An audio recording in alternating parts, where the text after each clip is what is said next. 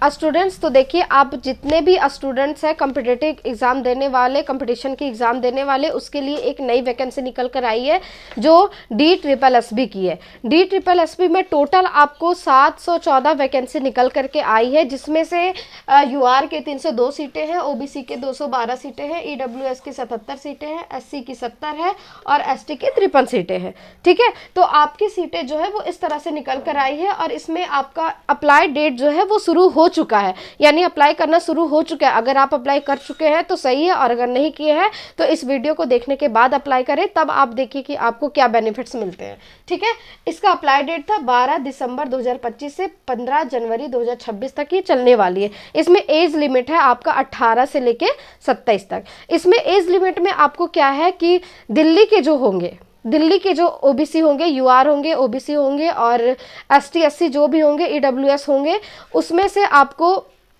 OBC में आपको 3 साल का एज रिलैक्सेशन मिलेगा और SC ST में आपको 5 साल का मिलेगा। लेकिन जो बाहर की जो कैंडिडेट होंगे, यानी बाहर दिल्ली को छोड़ के जो बाहर के जो दूसरे स्टेट के कैंडिडेट होंगे, वो जो है अगर OBC के स्टूडेंट है तो आप उसमें दिल्ली में आप UR में गिने जाओगे, फिर उसमें आपको एज रिलैक्सेशन नहीं मिलेगा। आप इस चीज़ को ध्यान में रखिए, आप इस भ्रम में ना रहे कि आप OBC के हो तो आपको भी 3 साल का एज रिलैक्सेशन मिलेगा, ऐसा बिल्कुल भी नहीं है। हाँ, ST SC को जो है वो जो एज रिलैक्सेशन मिलता है वो ST SC में ही गिने जाएंगे। लेकिन अगर आप दूसरे स्टेट से हो और आप इस फॉर्म को अप्लाई कर रहे हो तो आपको UR में ही आप गिने जाओगे, आप OBC में नहीं गिने जाओगे। सिर्फ जो यहाँ के दिल्ली के जो OBC हैं वो सिर्फ OBC में गिने जाएंगे और दिल्ली वालों को 3 साल की एज रिलैक्सेशन मिलेगी।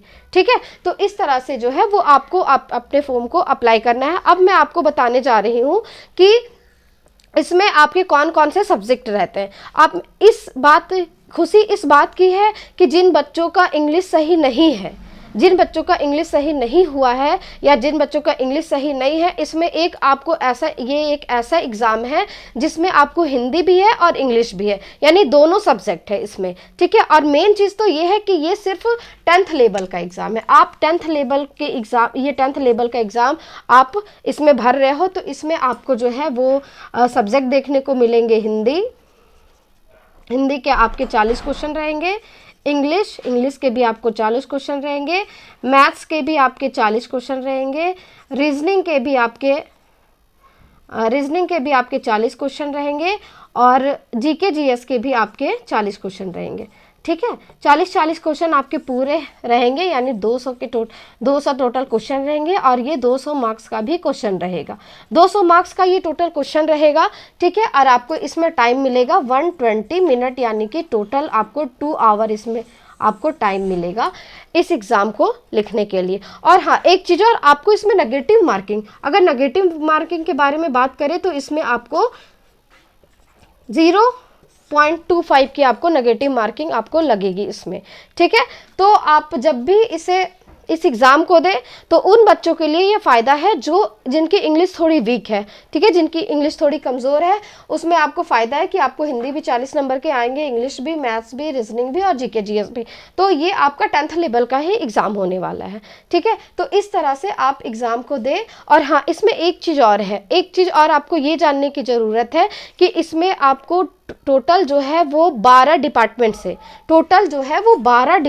से आपकी जो है वो वैकेंसी निकल करके आई है। यानी आप जब भी इस फॉर्म को जब आप भरेंगे तो आप इस बात में, जिस तरह से आपकी सिलेक्शन पोस्ट में होती है, अगर आप सिलेक्शन पोस्ट का अगर आपने फॉर्म भरा होगा या आपने अगर एग्ज़ाम दिए होंगे तो आपने देखा होगा कि एक ही स्टूडेंट जो है वो बहुत सारे पोस्ट अप्लाई कर सकते हैं। तो इसी तरह से आपका टोटल 12 डिपार्टमेंट है और 12 डिपार्टमेंट में जो है वो अलग अलग आप पोस्ट डाल सकते हैं, यानी एक स्टूडेंट जो है वो कई सारे पोस्ट को भर सकता है और उसके लिए आपको मात्र सिर्फ एक एग्ज़ाम देने होंगे और जैसा कट ऑफ जाएगी, अगर जिस पोस्ट के लिए आप एलिजिबल होंगे उस तरह से आपको फिर जॉब मिलेगी। ठीक है, तो इसमें खास चीज़ यही है कि आप अलग अलग पोस्ट आप इसमें भर सकते हो और अलग अलग पोस्ट आप ये भरोगे कि आपकी अलग अलग जब आप पोस्ट भरोगे तो उसकी जो वो है वो अलग अलग निकल के आएगी। और हाँ, आपका एग्ज़ाम जो भी है, ठीक है, जितने भी अगर बाहर स्टेट के अगर कोई बच्चे फॉर्म को भर रहे हैं तो उसका एग्ज़ाम सेंटर जो है वो आपको दिल्ली में ही आकर के एग्ज़ाम देना होगा। ये ऐसा मत सोचिए कि हम बाहर से भर रहे हैं तो हमारे स्टेट में ही एग्जाम सेंटर मिले, तो इसमें ऐसा बिल्कुल भी नहीं है, क्योंकि ये DSSB की वैकेंसी है, तो उसके लिए आपको एग्जाम देने के लिए दिल्ली ही आना पड़ेगा। तो हमें उम्मीद है कि आपको ये सभी चीजें समझ में आ गई होगी। और हाँ, आप एक चीज याद रखें कि आप इसमें बहुत सारे पोस्ट भर सकते हैं, क्योंकि जब मैं सिलेक्शन पोस्ट का एग्जाम देने गई थी तो मैंने एग्जाम में जब देखा था ना, तो बहुत सारे बच्चों को ऐसा था कि बहुत सारे बच्चे जो हैं वो,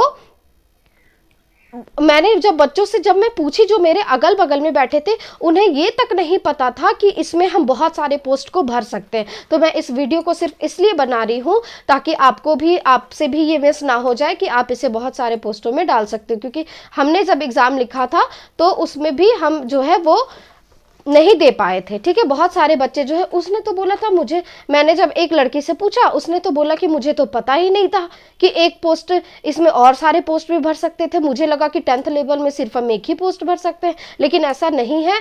12th लेवल में भी आप बहुत सारे पोस्ट भर सकते थे, ग्रेजुएशन लेवल पे भी आप बहुत सारे पोस्ट भर सकते थे, और 10th लेवल पे भी आप बहुत सारे पोस्ट भर सकते थे। तो इसी तरह से इस वैकेंसी में भी है। ठीक है, बाकी बहुत कम वैकेंसियों में ऐसी होती है जो हम अलग अलग पोस्ट को, हम एक ही वैकेंसी में हम अलग अलग पोस्ट को भर सकते हैं। ठीक है, आप एक एग्जाम निकालोगे और आपकी कोई किसी भी पोस्ट में आपकी जो है वो जॉब हो जाएगी। तो आप ये गलती बिल्कुल भी ना करें कि आप बस एक ही पोस्ट को भरो, और DSSB आप समझ रहे हो कि एक ही पोस्ट को हम भरेंगे तो इसकी वैकेंसी खत्म हो जाएगी, तो ऐसा बिल्कुल भी नहीं है। ठीक है, तब तक तो अब हम फिर, अब जब नई वैकेंसी आएगी फिर हम उसमें नई वीडियो में फिर हम मिलेंगे। और हाँ, मैं इसके क्लास के बारे में भी आपको बताऊंगी कि आपको क्लास किस तरीके से करना है, कैसे करना है, ताकि आप एग्जाम में अच्छे से कर पाओ। तब तक के लिए थैंक यू सो मच। अगर आप हमारे चैनल पे नए हो तो प्लीज़ हमारे चैनल को लाइक और सब्सक्राइब करें, ताकि हमारा वीडियो सबसे पहले आप तक पहुंचे। ठीक है, धन्यवाद।